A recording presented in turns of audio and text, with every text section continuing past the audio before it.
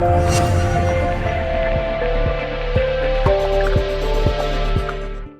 guys, this is Bharadwaj with Fonearena.com and this is the video review of the Intex Aqua HD, the smartphone from Intex with a 5-inch HD display.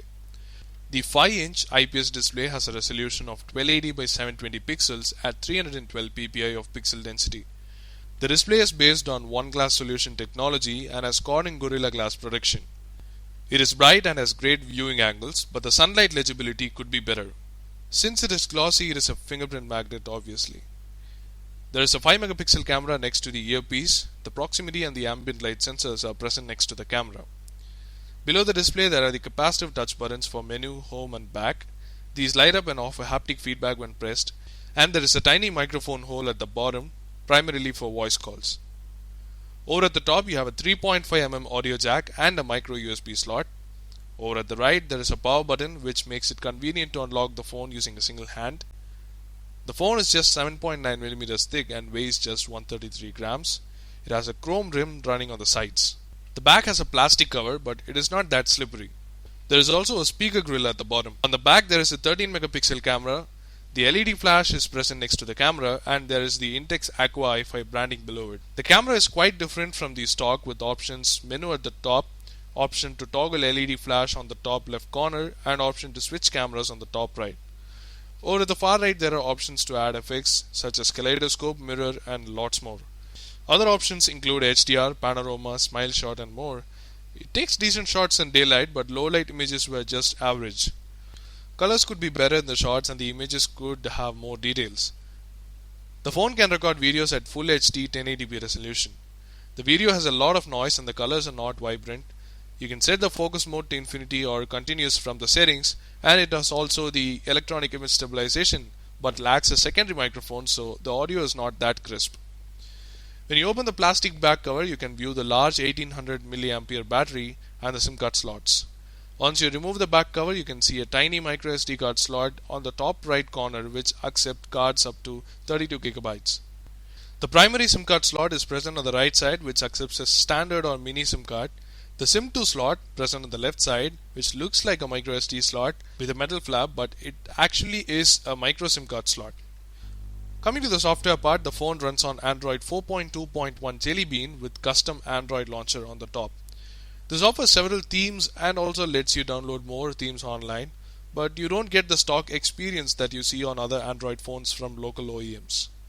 In addition to the rich notifications, you have quick settings, and apart from the brightness, Wi-Fi, airplane mode and Bluetooth in the stock, Android also gets you controls for the data connection, data usage, audio profiles and more. Instead of a black background, Intex has used a white background for the status bar, notification shade and the settings. This makes the custom UI much different from the others. The settings is also quite different with 4 tabs such as network, system, security and personal. Lock screen lets you add widgets, which is quite a standard feature in Android 4.2.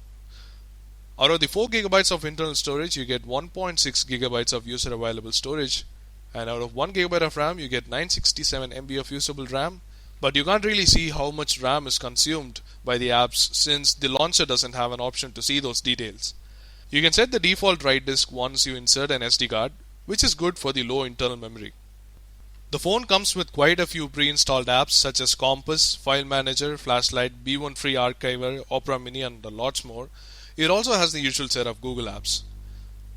Intex apps include the Intex Play App Store, which inside the Intex Zone lets you download free and paid apps. The Intex Zone has shortcuts to Intex Games Club, options to download content from the Intex HD videos, auto call record option and a lot more. It also has Intex Cloud that lets you store up to 5 GB of content. The music player is quite different from the stock and can play a range of formats.